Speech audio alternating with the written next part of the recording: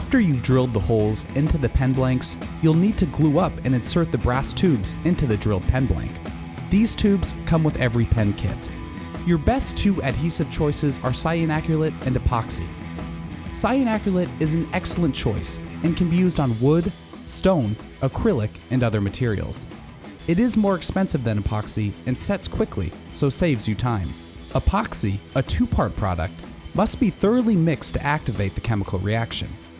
This reaction hardens or cures the adhesive.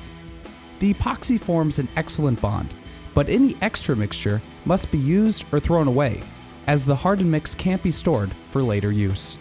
Whether you use cyanoacrylate or epoxy, make sure the adhesive is fully cured before you turn the blanks. If you turn the blanks before the adhesive cures, then the blank can separate from the tube. Rough up the outside of the tube with 120 grit sandpaper so the adhesive better adheres to the brass tube. Use one end of the tube like a cookie cutter to punch out a plug out of a slice of apple, potato, wax, or Play-Doh. Place the non-plugged end of the tube onto a pen tube insertion tool and apply the adhesive to the tube exterior. Make sure there's good glue coverage so the blank doesn't tear off from the tube when you turn.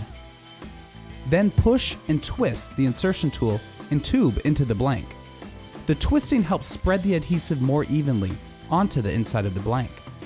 After the glue has set, push out the plugged material.